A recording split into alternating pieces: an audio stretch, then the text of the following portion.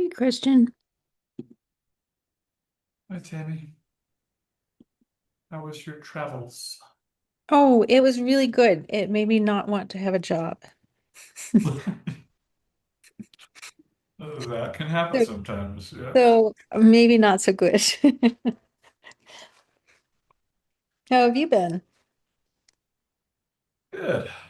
Kind of a chaotic week. I was attending a conference virtually, so that like Oh man. always seems like a good idea, and then ends up being like, Yeah. And then you think you're not gone, but you are gone. yeah. I'm glad I decided to bail on going in person because there was a lot of sessions I probably wouldn't have kept a straight face in, but that's okay. What was it? Um, so we're part of the Jet Propulsion Labs Maya satellite project. They Oh, have an sure. annual data science Yeah. one, but it's a wide range of presentation qualities depending on what people's backgrounds are. Hmm. So it's interesting, but I can only listen to information about rockets for so many hours before I would just like glaze over. So It's like everything having to do with that satellite. if everything with the project, like yeah. So the Oh, satellite, the rockets, the air pollution stuff, the epi studies. So it's man, interesting to that's a have everybody, but it's also like hours of sessions and like I have nothing to contribute to wow. this session right now. So Wow. you were in Europe somewhere, is that right? Yeah, we were in Italy. I went to a conference in Geneva. Um, it was super fun. I learned a lot. And I also had nothing to contribute, but it was all stuff I wanted to know. Um, yeah, and then we were in the hot part of Italy, and then at the end we were in the not hot part of Italy, which is the best part. And not just because it wasn't hot. This is true. Yeah, it was amazing.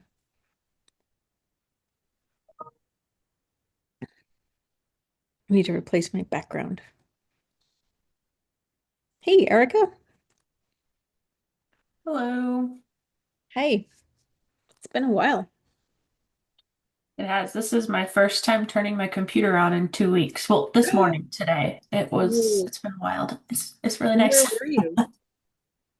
I went to Seattle, so nowhere super exciting. But I hadn't been in a year, so literally like every day lunch and dinner with different people catching up. So Hmm. it was fun. Hmm. And nobody that wanted you to turn on your computer? Yeah, I had all these ambitions to do work and it did not happen. Can't complain about that. Yeah, it's kind of I always have ambitions to do work and sometimes I do. And when I do, I regret that I'm doing it. And then I don't know, it just seems like you're going to be able to do it. And then when you're there, it's not Yeah. a good idea. Danny, I'm going to hand you the reins here. I think Misa's out. Ellison said she'd be out. Ellison sent, I don't know if you saw, Ellison sent a response to your prompt. I did not see Um, it. okay, maybe she only sent it to me. She sent it only to me, so I will read her response when it is Ellison's turn. Um, and is Agnes here? Maybe I don't. I thought she was on the invites. Not a lot today. Hmm. She's not on the invites. I need to add her. Okay, I screwed up, but I'm pretty sure I put her on the. Oh my God, maybe I'm just. Okay, never mind.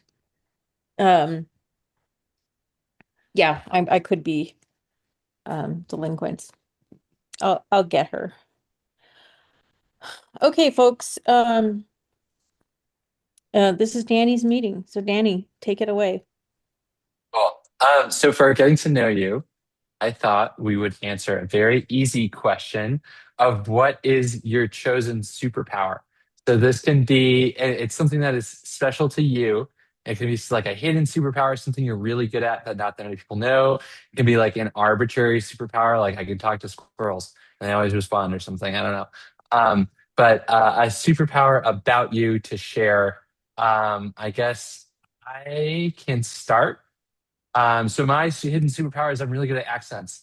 And like if I practice an accent within like a month, I'll have it down really well.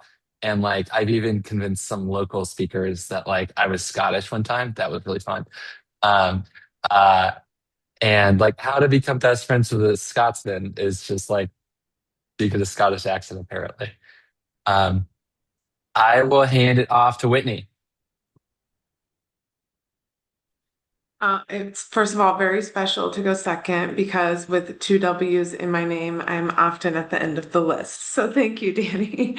My superpower is I have a really loud wolf whistle. Like I can whistle with my fingers in my mouth really loud. In fact, when I was doing hunter safety training, I did my whistle up against a storm whistle. We had like a decibel meter, and my whistle beat the storm whistle.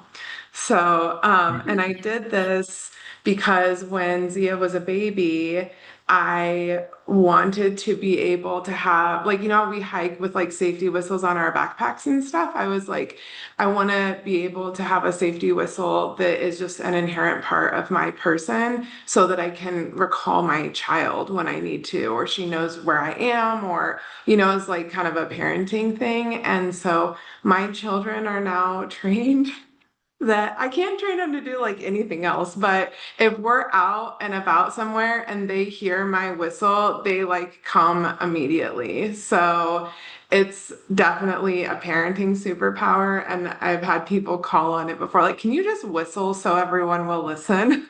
So feel free to call on me as you need, but I typically don't do it indoors, just FYI.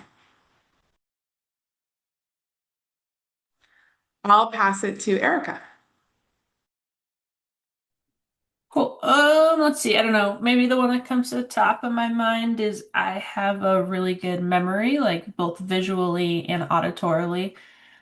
Like literally the wildest things that someone told offhanded years back, I can like recite perfectly. So people rarely, like my friends, rarely question when I'm like, no, that's not how it went down. 'Cause, just proving them wrong so many times. It's a curse too. Yeah, let's see. How about Marilee? Well, mine's a little more mundane, but maybe a little more useful. And I haven't been in any competitions, so this is my opinion. I'm a really good packer of a car. I'm still trying to convince my husband of this. He's in the other room, so I don't want to say that too loudly. Um, or a box or anything. I have a pretty good idea of how to. It's like a big puzzle. And my dad had this, so I think it's inherited. This is my theory. My brother and sister. I've never tested them on it, but I think I'm better. So, and I'll hand it off to Kristen. Mine is my navigation skills. I usually can go one place one time and I'll be able to get back to it without like GPS. I say that usually because there have been lately when you get to 40, your memory kind of seems to fade away. But yeah, I can pretty much yeah, get around anywhere, even in Europe. I was able to do that as well. So Christian. I was gonna say the one I wish I had was the navigation, because as soon as I can't see the outside, I have no idea which way is north, south, completely goes out. But skill I do have, I think I have a really good memory for faces and a terrible one for names. So I know I've seen that person, but I have to say their name like 12 times to remember it. So, um, Paul, why don't you go next? All right. So what I'm going to bring forward is um, ability to not always, this is not 100%, just like Kristen was saying, it's not 100%, it's not 100%, but getting parking spots. My family has expressed some considerable confidence that somewhere there is a piece of paper with my signature in blood where I've traded my soul for the ability to get parking spots that are close to where we want to be, even when it might maybe the only one in a very wide radius. And just like, oh yeah, the one right in front of the restaurant, or the one right in front of the arena, or the one right in front of the whatever happens to be available. So there are times when I drive around a while and there's no parking spot, and it's like, so it's not absolutely foolproof, but it's happened way too many times for people to think it's just occasional.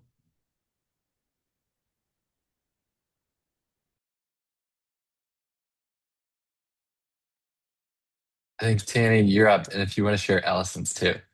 Oh yeah, I'll start with Ellison's.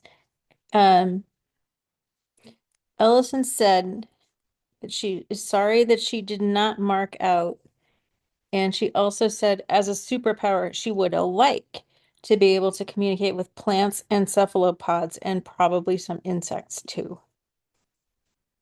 So, you guys have all the superpowers that I want, especially the wolf whistle.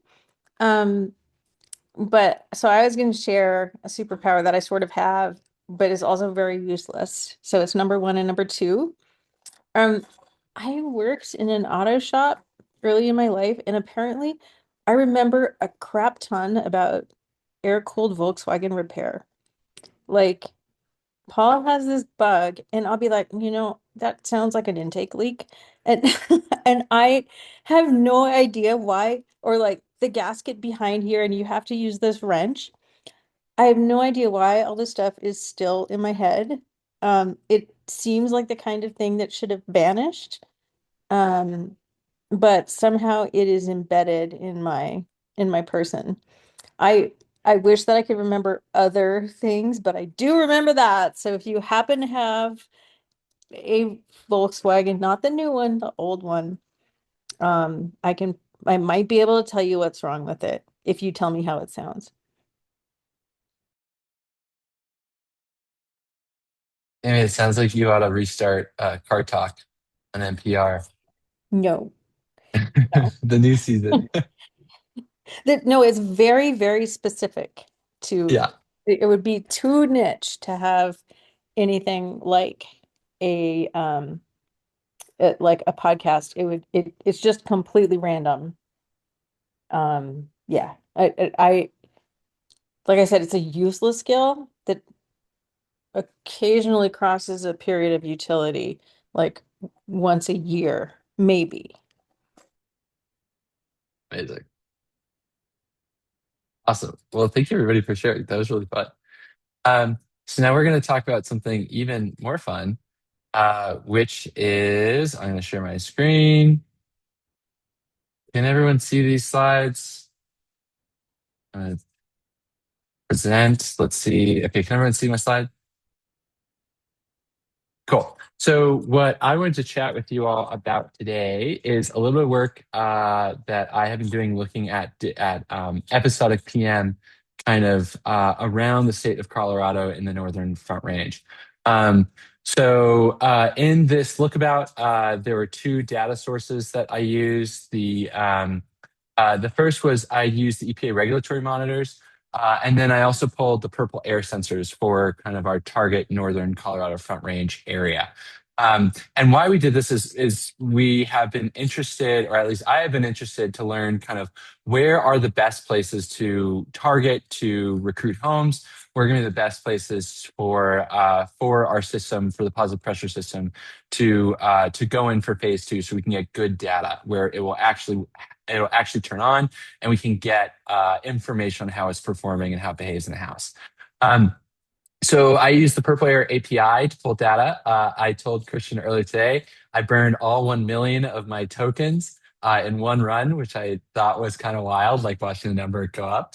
And now I'm 50,000 tokens in debt to Purple Air. So please feel free to chip in a nickel or two if you want. So what the data that I pulled, so purple air sensors have two PM sensors within each one. So there's a channel A and a channel B that you can compare them kind of to see what is the health of the sensor. And then importantly, as we look through, we're going to look at the EPA ones first. But the purple air sensors, when we get to them, they're not corrected. So I did not pull some of the meteorology that we need to correct them. It's down to kind of the EPA regulatory level. So getting right into it, this is a map of the target area that I looked at. So these yellow squares, these yellow diamonds are the EPA monitors. There are 6 of them. And then the blue dots are the different purple air sensors. Christian sent me an algorithm to find to kind of make a diameter an area of my choosing so that we wouldn't have many in one specific area.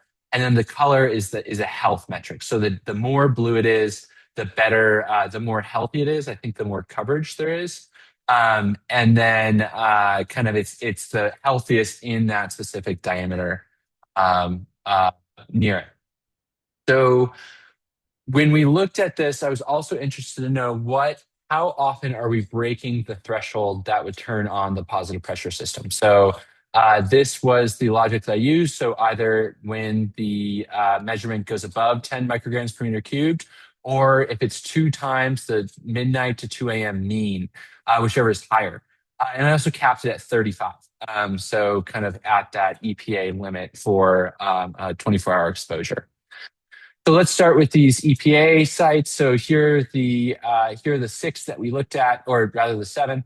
There's CSU, Greeley, Platteville, Birch Street in Adams County, Denver Camp, I-25 in Denver, and Globeville in Denver. So let's start off with, so each of these sensors, I'm going to have some stats on top. This is just for our reference so that we can kind of get an idea of how it behaves and what's going on with it. Kind of the 2 most important things are that I have the mean and the median for the baseline as well as the max, as well as looking at how many days do we have the daily mean is above these different thresholds, as well as the spike ratio over here. So the spike ratio is the max daily mean divided by the average daily mean. So kind of to look at when do we see these really big spikes. So just as reference, let's look at CSU first. What we see is that the median and the mean baseline are right around 6. I'm going to move all your faces. And then we have 35 days over 10, spike ratio around 4.7. I highlighted a couple interesting days, but kind of the general behavior of the air in Fort Collins is that it's pretty clean, but there are kind of there are intermittent spikes throughout the course of the year. And then I brought up these 2 periods. I'll highlight them kind of in each sensor that we look at because I don't remember quite exactly what this was. I don't remember if it was smoke or what was going on, but we see this enhancement across all sensors in the area. So if we want to look at Platteville, we can see that both the mean and the medians go up as well as the daily max. The daily max is really driven by this event in September. And kind of similar to Fort Collins, we can see that the air quality is pretty good most of the year, except for there'll be some times when the PM concentrations will go above the threshold. Highlighting this period of time in August, you'll see that this, I guess I should explain these figures more. So blue is going to be our PM concentration. That's the measurement. This red dotted line is that threshold that above it turns on the positive pressure system. And then these red dots are when kind of that individual hour when it's turned on. The green, if you can see in here, that's the daily mean. So what is the daily mean for that day? So that's Platteville. And Platteville, again, is kind of more of a rural site. It's kind of tucked out onto the plains. When we start to look at Greeley, we start to see a little bit more evidence of some interesting meteorology going on. So in January, we see kind of more of these enhanced periods. We'll start to see this more as we look into the Denver sites. And I think that this is probably something like the Denver cyclone or an inversion, something that's kind of trapping a lot of these PM sources in the area. It's not letting them escape. But then we kind of see the same story. We see pretty moderate levels of PM the rest of the year. We see some spikes in June, August, September. Um, but nothing kind of it's pretty normal looking, if you will. This is kind of the normal mode. Looking at Globeville, so Globeville is at the intersection of 25 and 70. We can still see that enhancement in January. So seeing there's probably less mixing. We see more of those primary emissions are hanging around. We measure them more. And then there's kind of this interesting enhancement period in February um, that we start to see with all the other Denver sites. The other months are going to be pretty normal. We do have an enhancement in the mean baseline, as well as a lot more days over 10 micrograms per meter cubed. Again, these other sites in August and September, we see that enhancement, but not as much at these sites. Looking at this is the I-25, so this is just east. This is in the Highlands, I believe, in Denver. Tammy, I see a hand up. Yeah, I was just wondering, especially in July, August, and September, it seems like there's a diurnal cycle Sure. in this and the other ones that, and it doesn't seem as strong in the other months. Like if you go back, you see how it's like one. Oh, sorry, I want to point, but I can't. Yeah. Oh no, in this one it's in May, but I don't remember seeing these from the sites that we're doing. Yeah, I don't remember if we saw them either. It might be that. But it's like a 5 microgram per meter cubed sling. Mhm. So just a thought, I'm going to Yeah. keep looking for them as we go through it. I didn't notice them when you showed me these figures before. So and it's been, yeah, it's not a thing that I think of. Yeah, maybe Paul, but I think it was also if you go back another one where you wouldn't expect,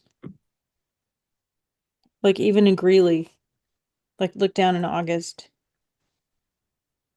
Yeah, so go ahead, Danny. I didn't mean to interrupt, but I wanted to call that out because I don't know if it's why we're not seeing it, like if it's a difference in the purple air or I I don't know. Okay, keep going. Yeah, and I had a long discussion with Julian, who's in Vulcan's group, and he said that a lot of the low cost sensors will be, you basically can't trust anything under 5. So with the EPA sensors, because they're gravimetric, I don't know if they're just more sensitive to this stuff. Um, I think there are other folks on this call who know way more than I do. So I don't know if maybe we're seeing more of just a more sensitive piece of equipment. I'm not sure. But that is definitely There's really a interesting difference insight. I didn't notice between that. not trusting the number. Like I still think you get an oscillation, even if you didn't trust it. I don't know. What do you think, Christian? Yeah, I'd agree. Most of what you're showing here is kind of above some of those low points. I agree we see some lows. Um, and we can talk more about it. I would just want to do one quick. Most of these are not gravimetric. These are the EPA ones, right? Yes. The vast majority, because you really, if you're pulling from like AQS or AirNow or one of those, almost all of those are federal equivalent, not federal reference. So they're optical sensors or BAM, which like they're trying to get to mass, but they're not filter based. So just something to be a little careful about what the implications there are. But So are they a 10, like the beta, Christian? yeah, so most of the ones in Colorado are beta attenuation, which like we believe them okay, like the hour resolution, but certainly wouldn't believe anything much below those. And then there's a bunch of like so the light scattering, like the EDM 180 that we have on the roof is an example of that. But if you're seeing hourly data, which you are here, they're not gravimetric EPA samples. Just so Uh, yeah, thank you for clarifying. Yeah. I didn't know that. Yeah. I'm wondering if some of what we're seeing though is so we're averaging to the hourly for these, right? And they're clumped up and they kind of roll forward in terms of the hour. And we're looking at higher resolution with some of the purple air. If we're actually just seeing spikier readings, and so it's harder to see some of these bigger trends. I wonder if we should process our real-time data a little differently, but that's a longer conversation. So let me give it back to you to keep going, and we can talk more about that if you want at the end. Cool. Okay, awesome. I think something that was surprising was that this is the Globeville site, kind of the intersection of 70 and 25. I expected the baseline of this to be quite a bit more than the others, and we didn't see that. So I think that was something that was interesting. And even the max daily mean of 21, still here in that September event, it still wasn't even as high as the Platteville site. So that was something that I found quite surprising. So looking at 25 site, we looked over this. This is Denver Camp. This is like across the highway and a little bit down from the I-25 site. And we see this enhancement in February, same deal. And we see the August spike and the September spike as well. This site is going to be downwind of Suncor, so this is kind of out east of 25 and 70 in Adams County. Again, I was still surprised that these numbers were not much higher than some of the other sites, for example, CSU or the Greeley sites, things like that. And that many of these spikes kind of had similar patterns and that they occurred at similar times. So we kind of see this event in September, the event in August. We see this enhancement in February as well. So I expected to see more localized event, but it seems like there's a lot of regional impact that we're seeing in these sensors. Okay, so getting into the purple air sensors. So I selected sensors. I set the diameter 5 kilometers, so nothing's within 5 kilometers of each other. And then we kind of zoomed into areas of interest or those without EPA coverage. So we've talked about mountain valleys before. We've talked about other regions where EPA doesn't have coverage. And then the other thing I did was I looked at the health of the sensors. So comparing the two PM sensors in each unit to see, is this something that we should still trust and over time as well. So the first site that we'll look at, this is Cherokee Meadows. This is up in Estes Park. You'll notice looking at all of these little subplots that sometimes it just goes a little crazy. And that it kind of makes no sense. I capped this at 1,000, but these go up to like 3,500, which didn't seem super realistic.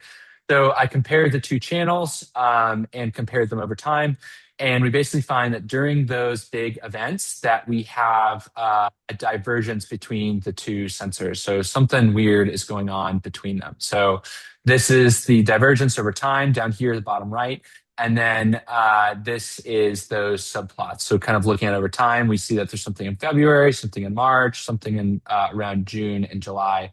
And that roughly corresponds with these figures up in here. However, we can see that in the winter, so there was some evidence for some increased PM in January in Denver and some of the more urban sites, and we don't really see that in the Estes Park sites. Maybe a little bit, but not a ton. And it barely breaks the threshold. I think it breaks at like 6 or 7 hours, or for 16 hours in the entire month. And the hour above the threshold is next to the month up here on these subplots. Looking down here, we do see that in the same period of increased PM in August and in September as well.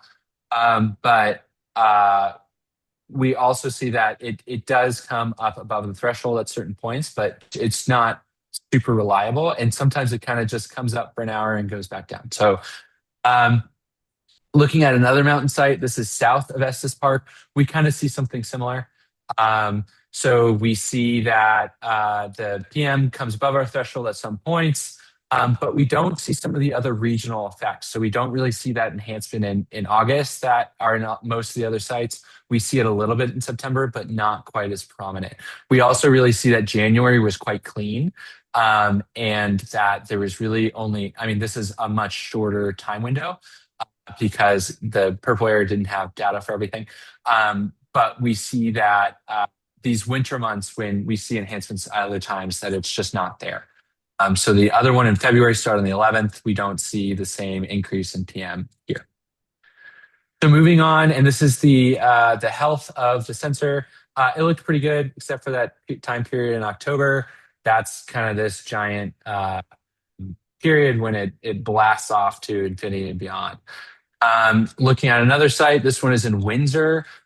So I was interested to see, do we have any transportation impacts? And it seems like maybe there is some of these events when it would turn on and we would have our system providing positive pressure, but we kind of see the same regional effects. So we see something in February, we see August, we see September. And Tammy, to your point before, I think I'm not quite sure if this is diurnal, but we definitely do see some kind of cycle during some of these months when we actually do have data in these.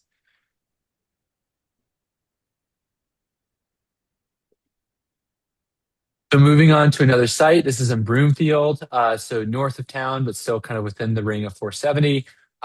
Kind of a similar story in terms of my little highlight is off, but we see the September, we see the August, we see the February, and we don't really see too much more of an enhancement kind of being in more of an urban environment.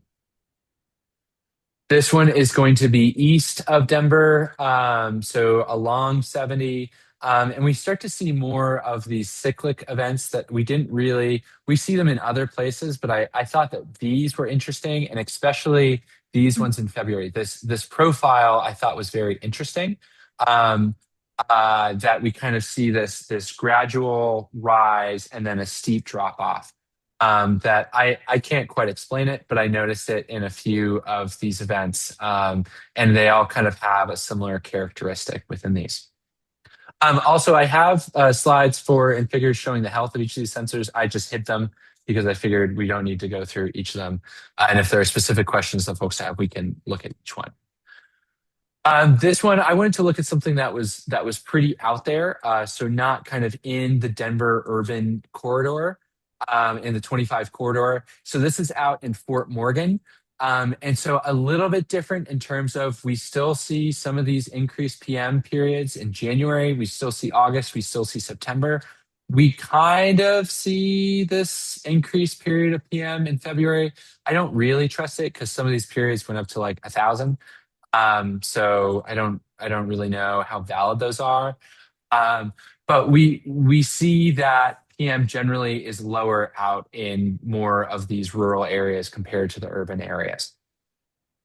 Okay, so these figures the purpose of it is to discuss them, to figure out where is the best place for us to recruit, where is the best place for us to put these sensors and to recruit for phase 1 and phase 2. So I put 2 questions in here just to jostle everyone's brain cells and see what shakes loose. But yeah, really, I just love to facilitate a discussion and chat with everyone, see what their thoughts are.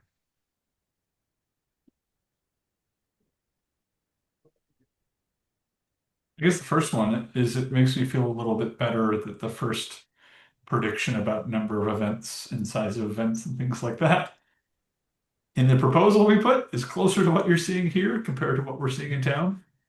Makes me feel a little less crazy from our original plan. I have a lot of thoughts, but I don't want to dominate it. The only one I want to bring up is we've seen some of those high spikes in the purple air that you're referring to. I can send you photos. We have some of them. It's likely debris going in.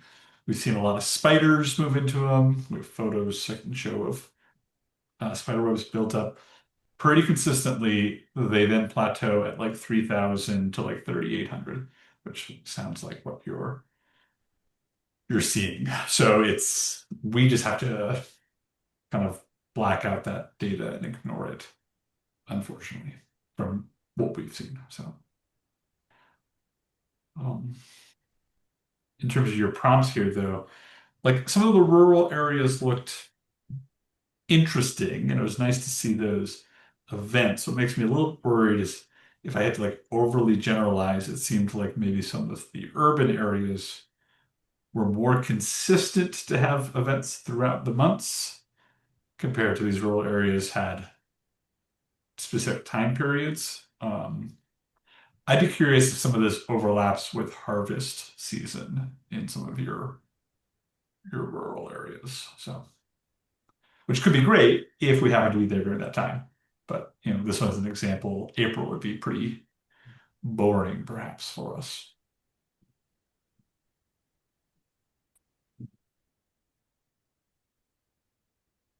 Yeah, so just I know everybody's been through this with the whole team, but just so you remember, we originally said we were kind of targeting mountain valleys, hoping we'd get inversions. Christian pulled some purple air data, and we were looking at the mountain towns versus Fort Collins, and it just seemed like the number and quantity of events was similar in Fort Collins and Weld out here rather than going up to the mountains. That's why we ended up being in Fort Collins. But then Danny turned to this saying, look, we're doing all these phase 1 houses. Only half of them look promising. That's really inefficient. Let me see if I can target better. So that was the arc of thought here.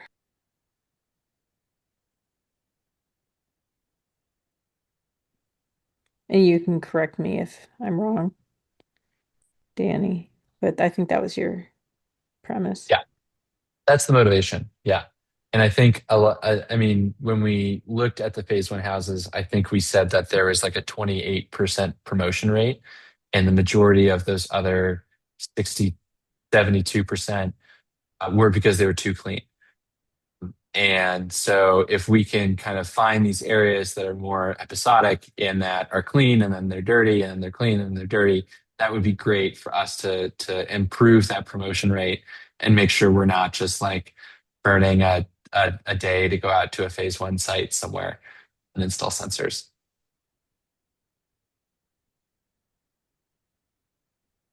Do we have I mean, it's one thing to look at these areas. Do we have a clear path to be able to actually get to homes in some of these areas? Like in the like Globeville area it actually didn't look as bad as I thought it would because the asthma rates in Globeville are horrific. Um, but even with them not looking as bad as I had expected, there's still more going on there than most places. But simply having Globeville be a potentially um, good place or better place to be doesn't clearly mean we have a path to get to houses there. And this is a community, of course, that is heavily targeted for research projects. And it's one of those that I think is kind of very sensitive and tired of academic extraction. So I just want to I'm wondering when we're talking about using this to identify places to try to recruit and enroll better, do we have a good path for that? Yeah, maybe With Danny, you want to talk about the call you had last week. So Paul, I've been sensitive to that too, right? I've deliberately like not wanted to go into Globeville. And maybe I was too shy because Danny will now tell you that you just have to be Danny. So, oh, great question, very timely. We had a call with the Black Parents United Foundation last week, and they operate out of Globeville, Elyria, Swansea, Commerce City. And we are going to go up next weekend to the Unity Festival and try and recruit folks and talk to folks about indoor air quality. From work that I have previously done with them, they're very interested in it. And there are a number of people that I think it might be hard to recruit homeowners, but the few that I know that are there do have asthma, do have other chronic respiratory illnesses, and it seems like this would be something that they're very interested in. I'm also sensitive to, I don't want to be a parachute scientist. To that end, I also volunteered us to provide them any advice or knowledge should they need it. So trying to give back and make sure it's a two-way street. So I know that's presumptive on my part, but I volunteered our collective brain powers should they need it. Okay, so can I ask a couple of follow-ups, or do other people have questions? I don't want to just hog the time. Okay. So that's great. And one of the things about this project is, I've talked before about this motivation alignment. We're trying to learn stuff. They're trying to have solutions to their problems. And when they come together, that's when people are more open to doing this. So I do think this is the kind of project that might cut through some of that. But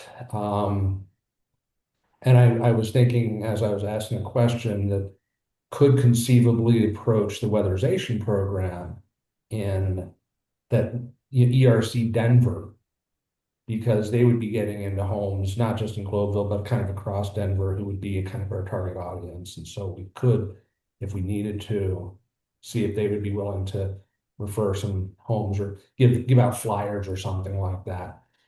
Um, so there's that. But why do you say we probably wouldn't get very many homeowners?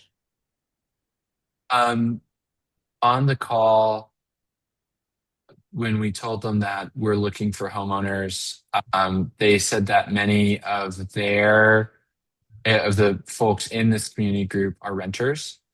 Okay. And I don't know if in multifamily or in single family homes. But I think it may be a socioeconomic question Sure. of and it might just be this sample group will have fewer homeowners in it. Um, but I think contacting someone like a weatherization or ERC or even their climate action group would be because they do building weatherization too would be a really great step for recruiting too should we decide to target this area. Yeah, I'm not just going to jump to that, but if that's a recruitment path that you all decide is of interest, let me know. The guy who kind of runs all of the ERC, the ERC has a whole bunch of weatherization. They're the ones who do the San Luis Valley. They've got Colorado Springs. They've got out in Sterling. They got a whole bunch of them. They do probably more than half of the weatherization in the state. And the guy who oversees all of that is a guy that I've worked with before. I've got a good relationship with him. So could probably get to that if that's a direction you want to go, but I'm not just going to jump to it. Um,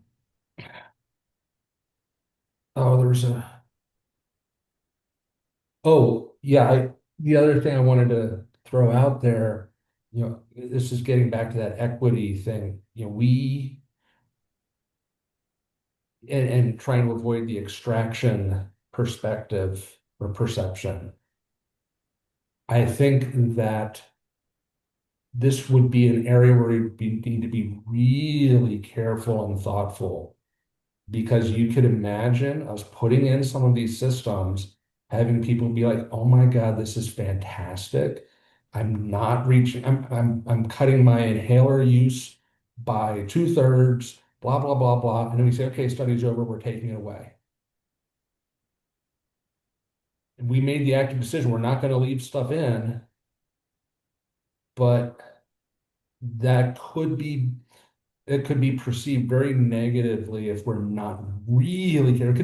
Even if we're very clear up front, it could still be perceived negatively if they really like it. But and it's something we can't be ignorant of. So I'm sensitive to that. I feel like if that happens to happen, that'll be a success that we have to figure out how to deal with. Right. And yeah, we want to be attentive to that. Right now, as far as I can tell, we don't have a system that works in anybody's house. And so I I feel like that bridge is kind of out there, and I would love to have to cross it. And there may be paths to deal with that. So can we get the system into some one house first before we project how great it is for people?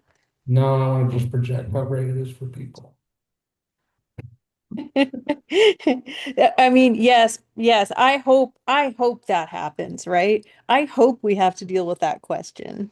That would be a great question to have to grapple with morally. Let's get there. Well, yes, but I just think if we don't think about it in advance as a possibility that we have to deal with, we're going to trip on and fall on our face. So I don't think we can wait to have success to plan for the possibility of having success.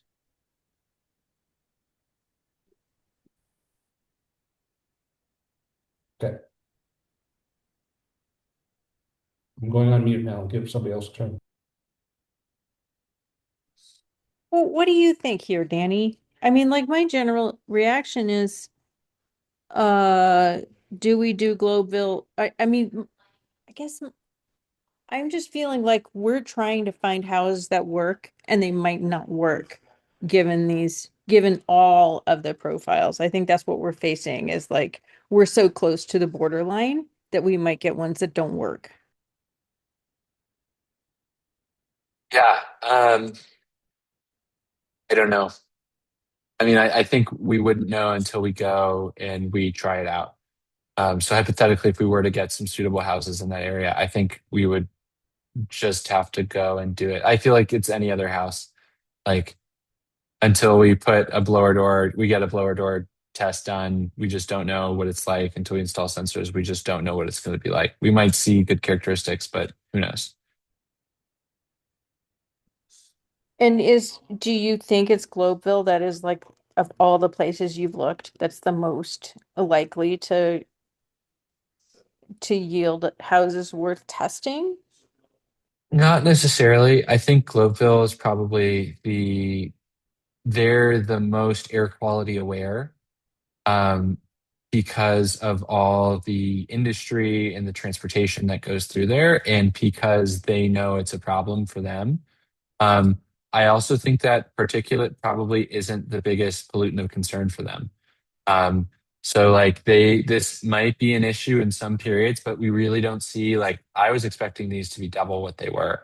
And so they're the things that are affecting them are probably things that we're not really going to filter out, like VOCs, like your BTEX compounds. Um, and so my initial gut reaction is that it would be great if we could work with them, but we might not be addressing and solving their problem. Um, and maybe not to Because they their need VOC protection, not PM protection.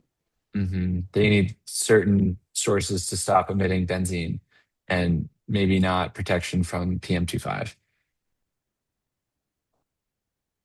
Did you look at, does the EPA monitor have VOC? Like, did you look at Uh, what the other challenges are at these sites? Or I did did you use all not. your tokens?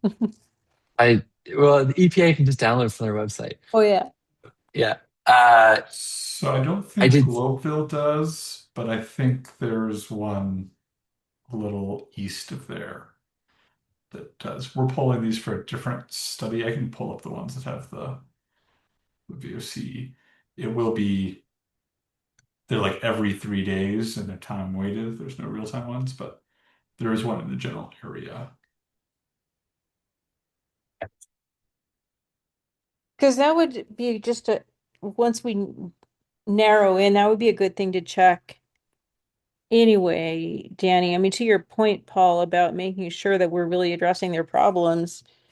What if they do want VOC protection and not as much particulate matter, right? What if they're like, you put the stuff in my house and it doesn't even get the worst air quality out? So that's a thing to worry about.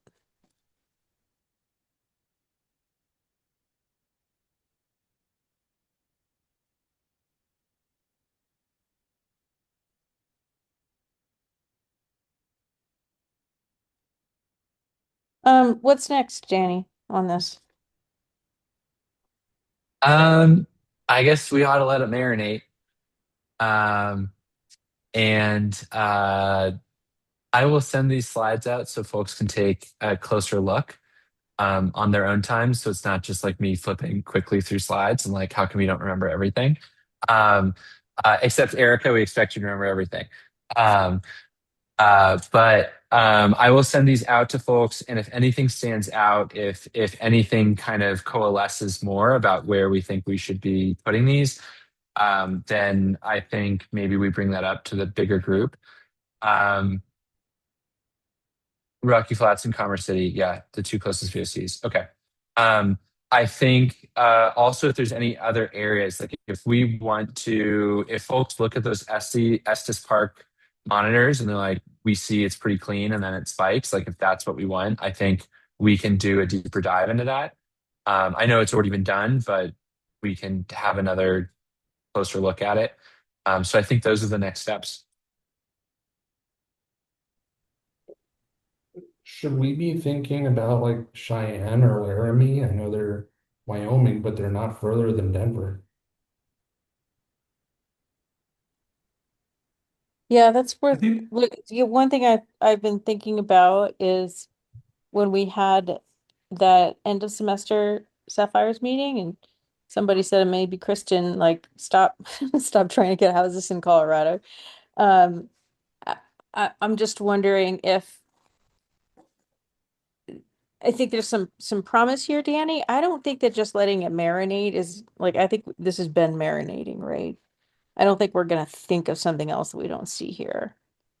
Um, and so one of the things that I've been wondering about is do we just need to try to get homes in Utah, right? Or do we just need to try to go somewhere where we know it's bad? Do we need to reconsider that place in Oregon that was so bad? Um, not for our first round of homes, but maybe for a follow, like our second round, because yeah, I I feel think, like we've been dancing around this for a long time.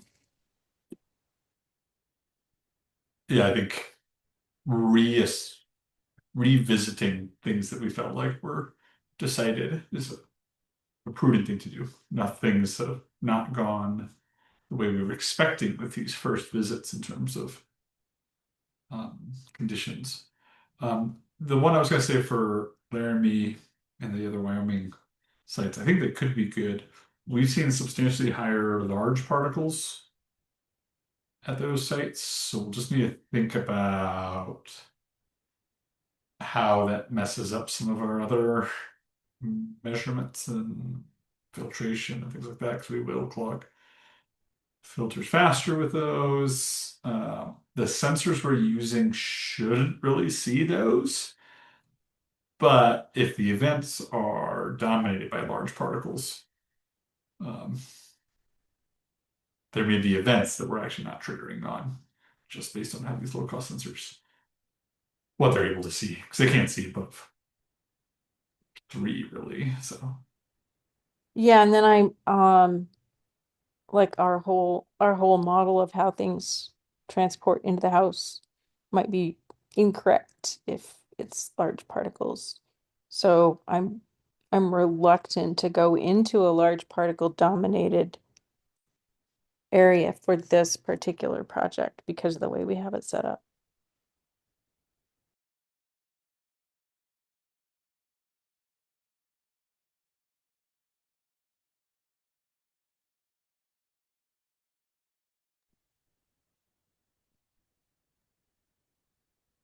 Well, does anyone have any closing thoughts?